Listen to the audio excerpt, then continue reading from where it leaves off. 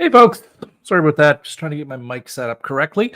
Welcome. I'm Dave Brannen here today to talk about long-term disability. This is Ask a Lawyer Live, my daily YouTube show, and I'm glad you're joining me today. We're going to jump in today talking about my book, Step-by-Step Guide to Winning Your Long-Term Disability Claim. Wrong one. There it is.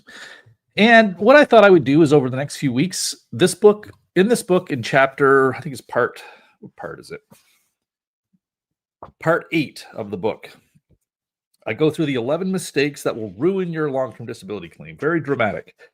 And over the next few weeks, I'm going to go through the 11 mistakes that I talk about in here and just talk about you with them online, talk here on YouTube about them. And it'll supplement what's in the book, but I thought it'd be an interesting thing to go through.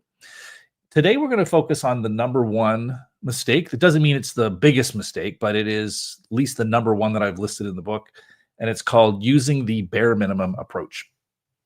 Now, before we get into that, for anyone that's here, if you haven't been here before, you can ask questions by putting them in the YouTube chat, and I will see them and can respond to them.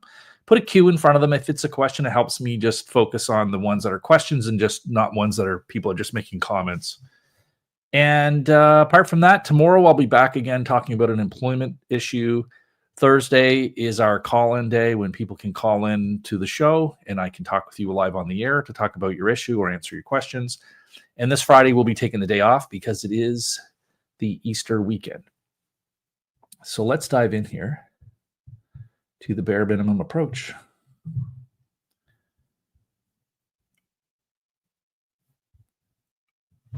Okay, so as always, I'm going to restart again just because I have to record this as a clip that will be put on YouTube later. Hi, everyone. Welcome to episode 24 of Ask a Lawyer Live. Today, we're going to be talking about the number one mistake that people make with their long-term disability claims. This is mistake number 1 out of 11 that I'll be going through in the next series of videos. This one is called using the oh my God, I'm already forgetting about it. Using the bare minimum. There it is, bare minimum approach with your long-term disability claim. That is the number where it's the first mistake that I'm going to cover in my series. All right. So let's dive in here. So long-term disability claims can be overwhelming. That's not an exaggeration to say that. There's paperwork and deadlines, and you're dealing with serious health issues, so it can be tempting to get it over with quickly just by filling out the forms and sending them back in. But the truth is, even a small mistake on these forms can lead to problems down the road and appeals, and so it's important from the beginning to make sure you get things right.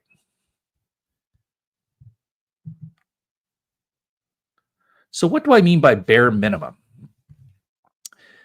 Every disability insurer has a checklist that they follow of things that have to be done. These include 3 forms. There is a form that you fill out called the Notice of Claim form or Plan Members form. There's a form your employer fills out if you have one, and there's one that your doctor fills out. So filling out these 3 forms and signing them and sending them in, that is the bare minimum that you have to do to start a claim. Now, in theory, if you just submit these 3 forms, it requires the insurance company to process your claim and make a decision. They may ask for more information and you could refuse to give it, but just based on that basic information, they have to render a decision on your claim. However, meeting that bare minimum of getting those 3 forms in is usually not going to be enough to win your case. That's why just doing that bare minimum amount is usually going to be a mistake for most people.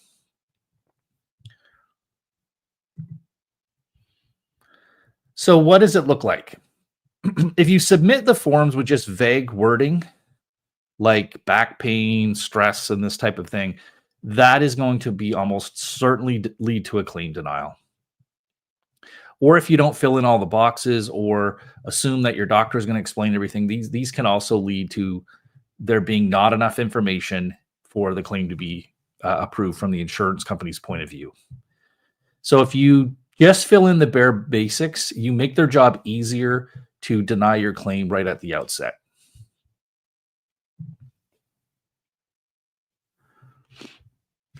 So insurance companies don't just approve cases because you have a diagnosis or you're sick. They want proof and hard evidence that you have the medical condition and, more importantly, the restrictions and limitations that you claim. So if your application is kind of vague or skimpy on some of these details, then it definitely is going to be denied. What you need to do when doing applications is give sufficient detail. Oops, hold on a second. Oh, sorry, I'm missing a slide here. So let's go through an example. If you just fill out a form and write under the limitations and just write chronic pain, that is not going to be enough. So that's enough to just fill in the form with some basic information, but chronic pain doesn't tell you the functional limitation. Chronic pain just describes your symptoms, but people can have chronic pain that doesn't disable them at all, and some people can be completely disabled by chronic pain. So what's important is you need to make sure that you're indicating the functional limitations arising from something like the chronic pain, and it's critical that your application, even in the beginning, have this type of information. What will happen is if you don't put information in there about your functional limitations, they'll deny you based on they'll call it a lack of evidence. All right. So what insurance companies are looking for, there's really three things. Number one, they want to know your functional limitations. That is, you will constantly see them writing about that. And if you ever read your claim file, you will see that if your claim is denied, they're always going to be talking about no functional limitations, no description of functional limitations. They'll review your doctor's file and say the doctor's file doesn't include any functional limitations. So functional limitations are what they're looking for. These are things like what are the practical outcomes of your medical condition? So for example, if your medical condition prevents you from comfortably sitting more than 20 minutes at an extended time, that is a functional limitation. If you have problems with your wrists that you can't type for more than 10 minutes before you have a flare-up of pain and things like that, that is a functional limitation. Whereas the medical condition could be like carpal tunnel syndrome. It's possible for someone to have carpal tunnel syndrome and not have that level of functional limitation, and they could continue working. So this is why it's always important to not just focus on the medical condition, but to focus on the functional limitation. Now, second, they're also looking for consistency. By that, I mean the insurance company is always going to be asking themselves, do what you're saying match up with what's in the medical records and all the reports?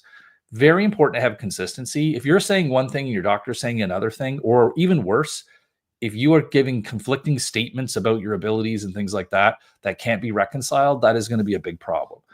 So it is very important to be consistent, and to the extent you can control it. Now, it's not a problem if you give conflicting statements if there's reasons for that, like your condition got worse or your condition got better. So it's constantly looking at, can this be reconciled together? Does it make sense if there are some inconsistencies here?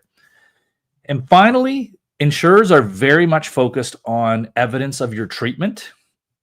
They want to see you doing what would be considered to be standard treatment for your medical condition in Canada. What does the medical consensus say about what treatment you should be getting? That's what they're focused on, and they're focused on evidence that you're getting it. So that's why they want to see your family doctor's records. They want reports from a psychologist. If you're seeing the psychologist, they want to know what kind of treatment is the psychologist doing. They're very fixated on making sure you're getting the appropriate treatment.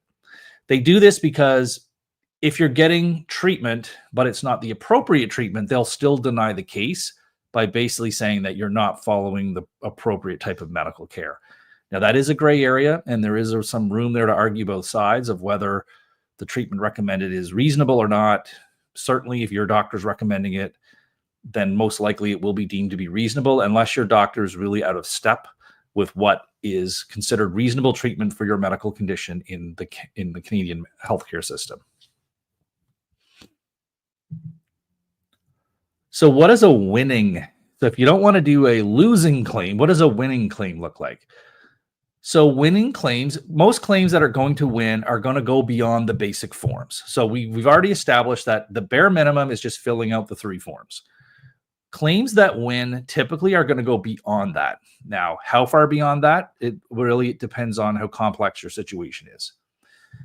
What you would want to do in addition to just providing those 3 forms, you want to gather records to kind of tell a complete story. The easiest way to do this is by getting your historical medical records.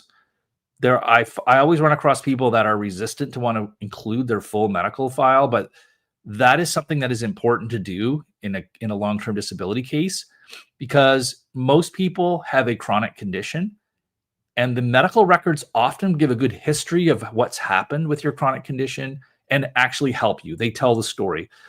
If in the best case scenario, the records will show you getting worse over time, the different treatment you've tried, you're talking about how it's affecting your work, and it shows how things gradually worsened until you got to the point you had to stop work. That's the ideal situation.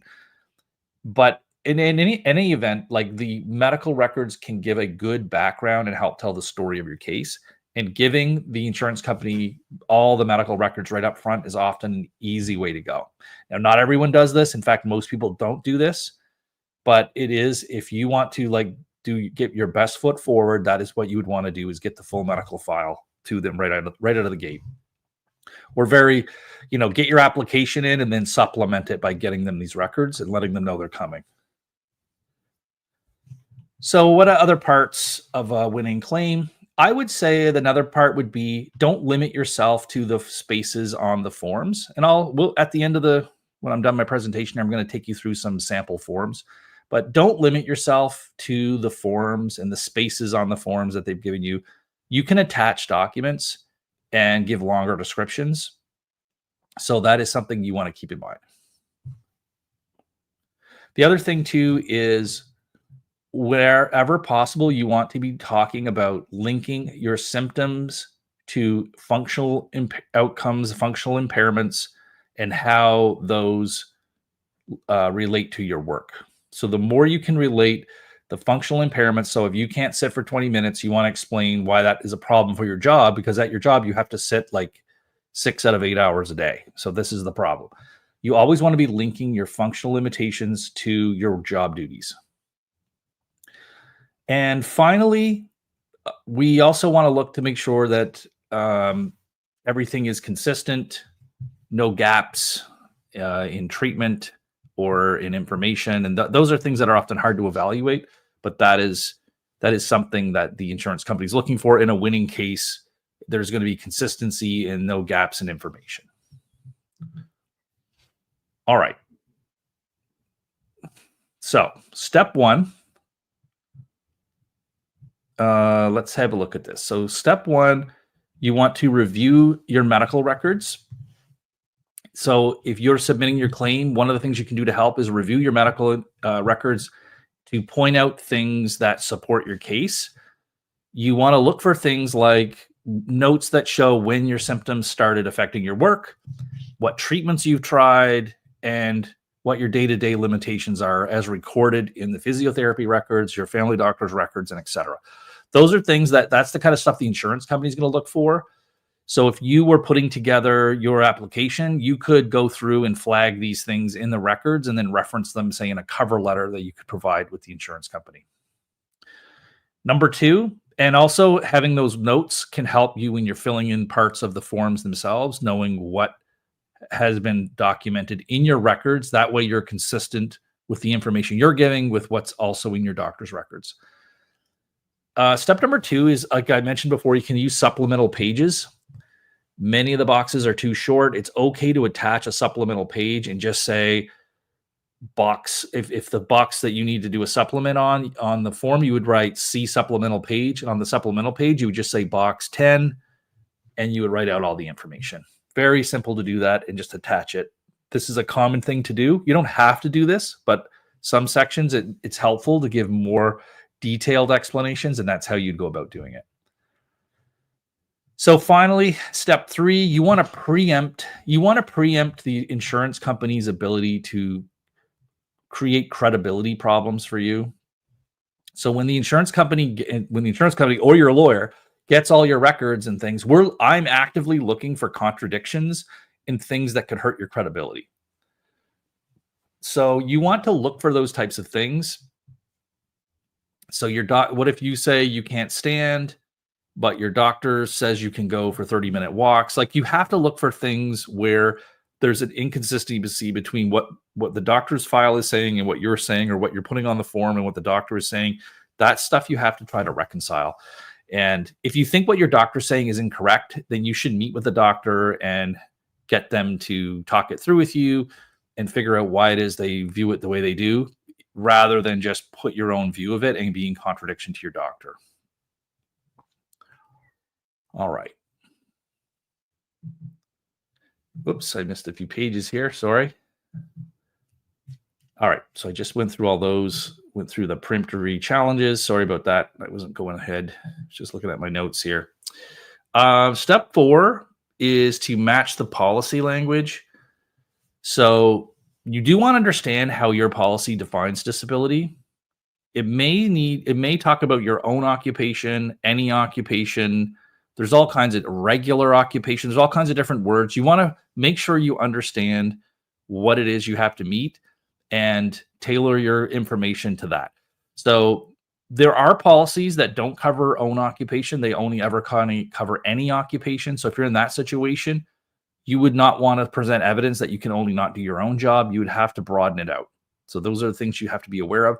Now, most people are going to be focused on their own occupation in the beginning, but don't assume that. Make sure that's what your policy says.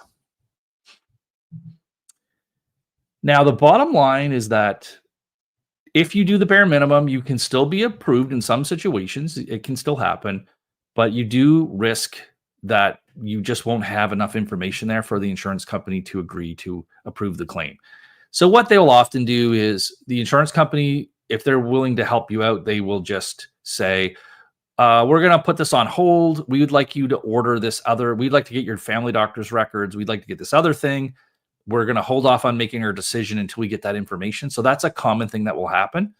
And that's good. If they're asking for more information, that means they are trying to do a more comprehensive approach to your claim and not just denying it, on a technicality from the outset because you don't have enough information there. So it's important to cooperate with them if they are asking you to get more medical records and this kind of thing. Okay.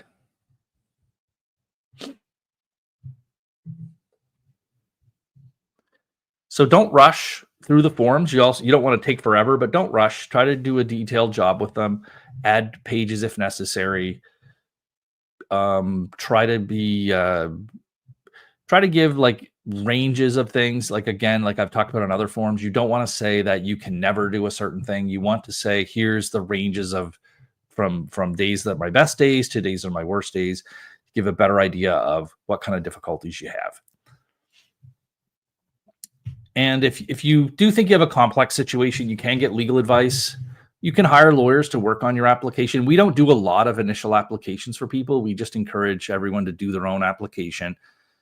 And sometimes I will just tell people, like, you have to know that, like, my advice is to not do a bare minimum application, but getting a bare minimum application in is better than just not getting in an application.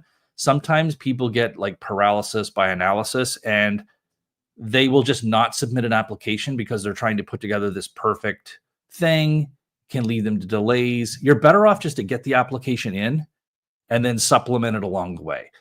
That is, for most people, that is the right thing to do. If you have time to put together something and get all the information and send it all in at once, great. But for most people, just get the initial application forms in and then let them know you're going to be sending more information along to supplement it. That is a way to go. What you don't want to do is just get down in the weeds and not send in anything because you're worried you don't have it good enough or you have to try this other thing. Better off just to get the application in than not to get it in at all. Okay. I have seen people just procrastinate and delay forever because they're not sure what to write in the letter. They don't know if they've got enough supplemental information. So those are things that really, it's more important that you get the application in. And ideally, you don't want to do the bare minimum, but better to have a bare minimum application in than not to have gotten anything in at all. All right. I think that's the end. Yeah. So if you want to get a copy of my book, it'll have this section on the bare minimum approach and why that's a mistake. And in the book will detail what I've talked about here, strategies for getting around it. It's covered at page 101, I think. Yeah, page 101 of the book. You can get that in the description down below just by clicking on the link, and we'll send you a PDF copy. You can also, once you get the PDF copy, you'll have an opportunity to have us mail you the paperback copy like this for free. You can also buy this on Amazon if you so choose. The paperback copy is available on Amazon, but we'll also send it to you for free if you are dealing with your own long-term disability claim. Also, if you want a free consultation with us, it's with our support team initially. So you can contact them by, again, going down below. There's a form you can fill out to request a free consultation. You can also go to our website, www.resolutelegal.ca, and fill in our chatbot thing that's on there. That will also get you in touch with our support team and can start that process. All right. Ripping through that. Let's dive into some questions here. I've got people with questions. Okay, we got Rascally Rabbit, who I recognize being here before. Welcome back, Rabbit. Let's see what we got here.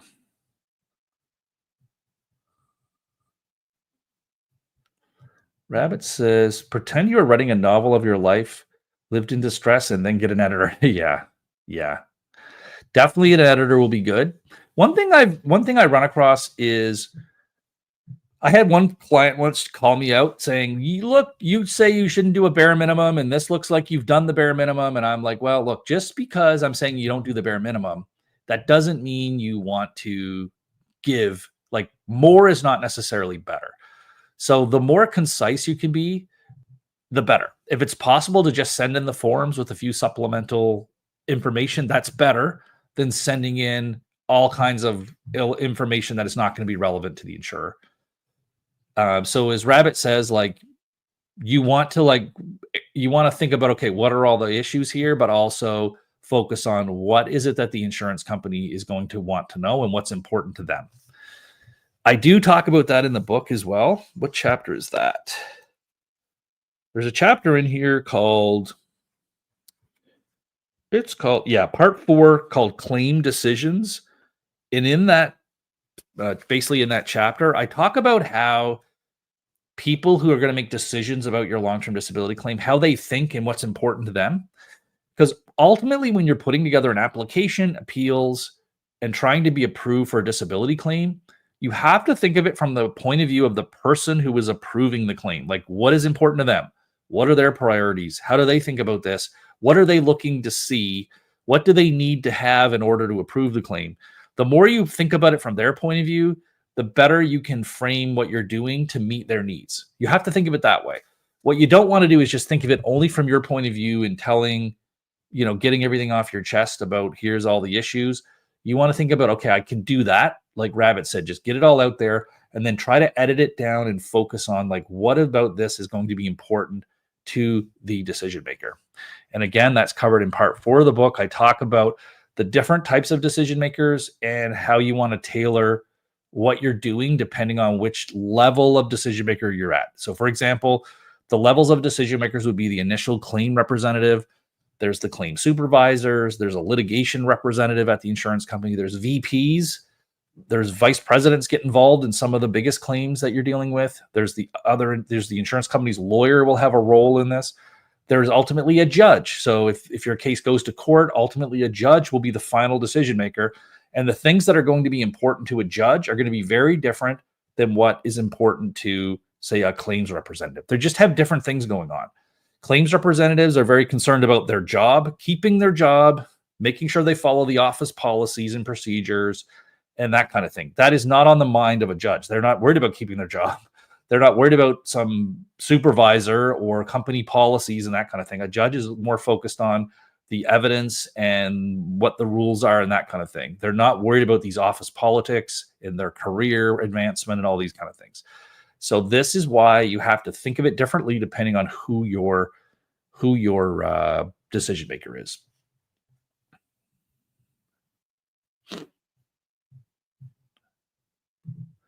All right, here's Patricia saying, I received confirmation that the insurance company received all the claim forms. They said to expect a call from my case manager tomorrow. What can I expect from this call?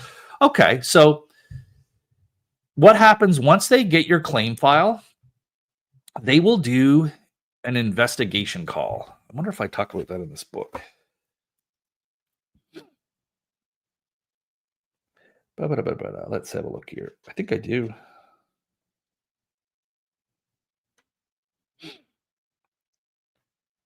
Let me see. Page 26. I know I talk about it in the CPP disability. Let's see here.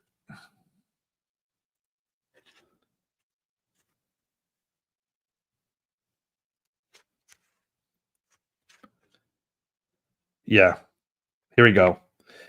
It is at page 37 of the book. So this is at step 5 of when you do an application. So step 5 of when you're doing your own application talks about respond to requests for more information. So I'm just looking at my book here. Once your application is submitted, the insurance company, they will want to talk to you. So they'll talk to you. They may not be giving you a decision. They could just be asking for more information, and you'll want to give that to them. Now, part of it is they do an interview with you as well. So I would expect when you get this call, they're going to be going over the application and trying to clarify certain points on the application. So it'd be helpful for you to have a copy of it present when they call. If you do, they'll be asking for clarification on different points. They may want to request more information about your treatment, your doctors, what medications. It's more to clarify things so they have better information to make a decision. They may ask you, can we get more records? We want to get this and that. And I would encourage you to cooperate with them and get them whatever they ask for. In terms of preparing for this call, put yourself in a mindset where you're going to be in a helpful mindset. You're not going to joke around. Make sure you're not a kind of person. Some people get nervous and they downplay things, they want to downplay their problems and things like that, just out of nervousness. So get yourself in a mindset that that's not going to happen.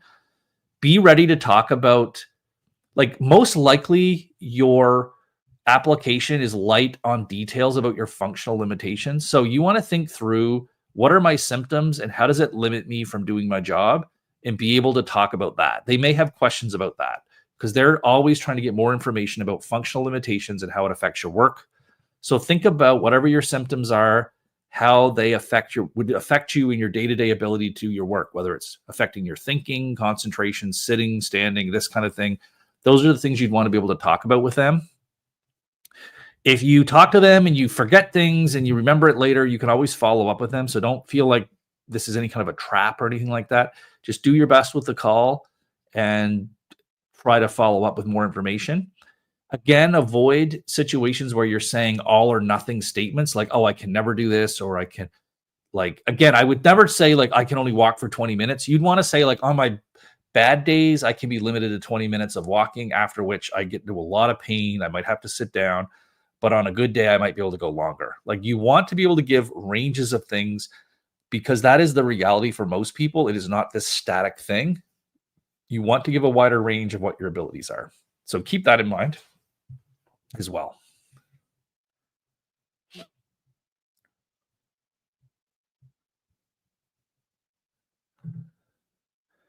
Rabbit is saying part 4 is really important. I should know what part 4 of my own book is here, but let me just look and see what it is.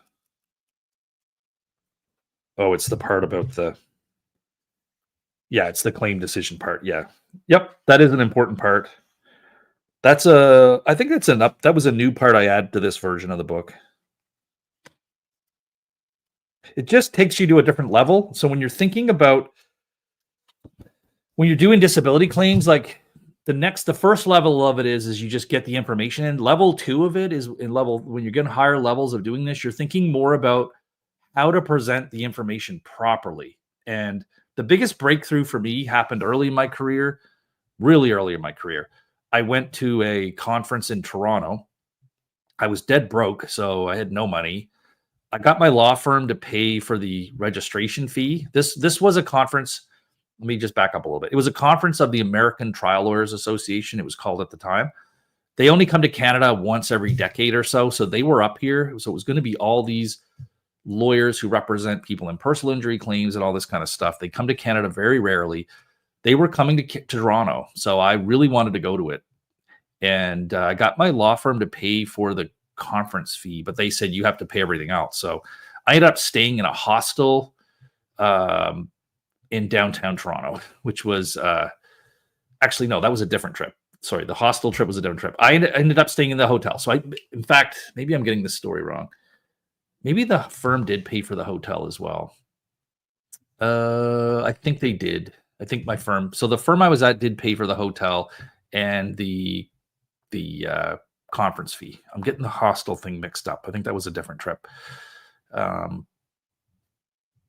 Anyway, long story short, when I was there, I met a guy at the bar, a lawyer at the bar from South Carolina, who, long story short, he tipped me off to go to this presentation, and I went to it, and the focus of the presentation was on this idea of the real way to win cases is to focus on the decision maker and what their concerns are. That's it. I mean, it sounds almost too simple, but once you put yourself in that mindset, it changes how you view doing these cases a lot. You really are coming at it from understanding what is it that the decision maker needs to approve this case or to give you the outcome that you want. And then your focus is on how to give them that information. That is the focus. That is a real simple idea, but it did come out of studies in the US. Now, one of the differences of the United States is after a jury renders a decision down there, you're allowed to interview them. You can't do that in Canada. So they were interviewing juries after cases to find out, like, why were lawyers winning cases that everyone thought they should win? Why were they losing them? And they found out that there was this mismatch, that the lawyers weren't meeting the kind of they weren't meeting the decision makers who were the jury members. They were giving information that conflicted with their values, beliefs, and incentives, basically. So the lawyers had to learn to reframe their case so that it fit within the values, beliefs, and incentives of the decision maker. That does sound kind of manipulative, but again, it's about a communications, and it doesn't mean that you're going to lie about anything, but it does mean you have to reframe how you present your case. And when dealing with disability claims, it often boils down to, like, getting the right type of evidence. Usually that is the problem. The secret to getting what the claim decision maker needs is getting them the right type of evidence that allows them to approve the claim.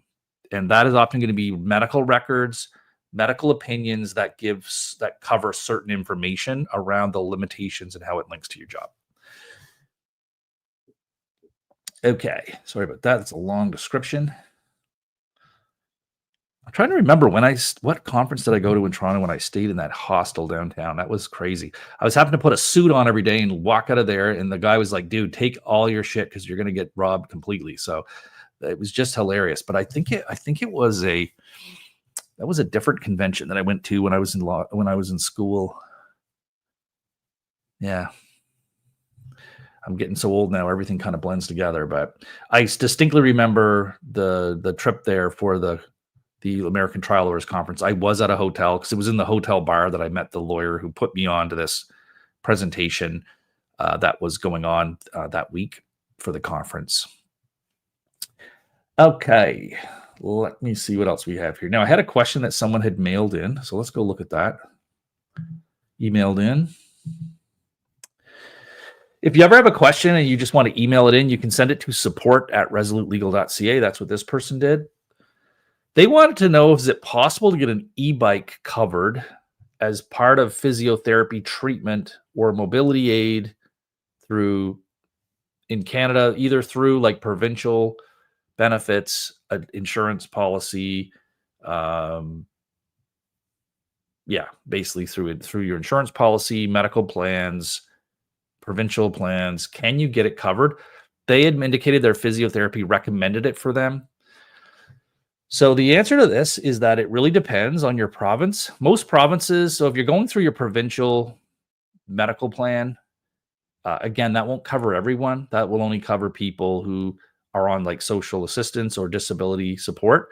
But if you're on disability support, you may have access to certain medical devices and things like that. They are usually quite restrictive in what they'll cover. They often have lists of things.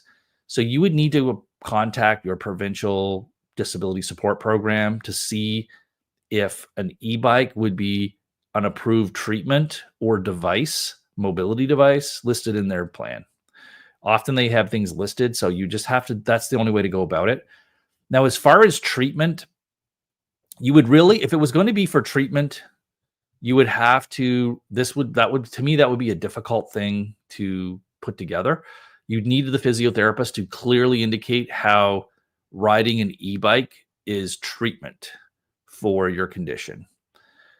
So a mobility aid is simply, it's not treatment per se. It's like a device that helps you function better. So is the bike intended to help you function better, or is it actually treatment? Treatment is aimed at doing a certain thing will cause your medical condition to improve.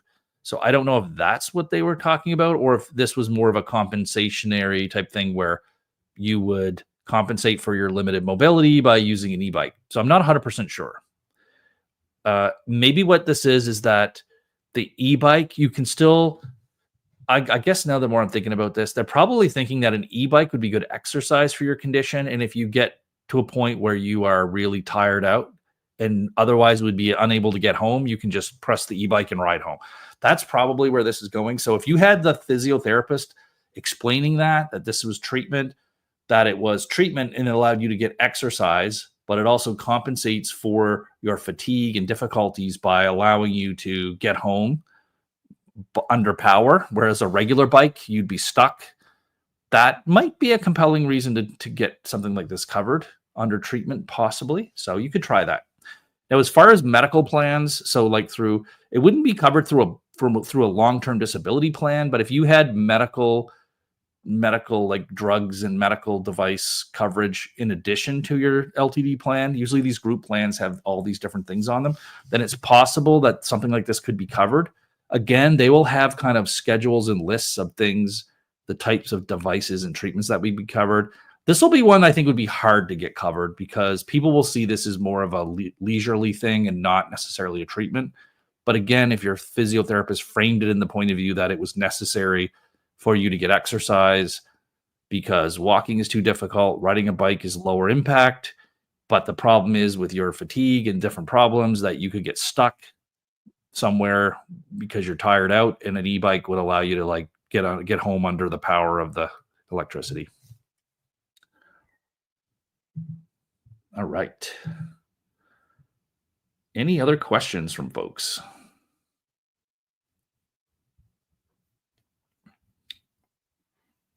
Give it a few more seconds.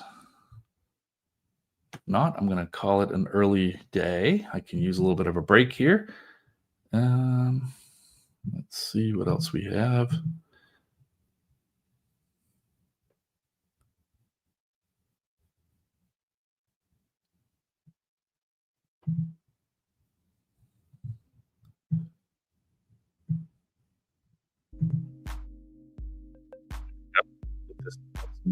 This is my outro music. All right. Being there no more questions, I will see you folks back here tomorrow if you show up. Tomorrow we'll be doing employment, so it may not be relevant to you. We talked about employment issues, and then I'll be back Thursday to do live call-in show and possibly an update on the Canada Disability Benefit. We'll see. But that's all for now. Take care, folks. We'll see you next time.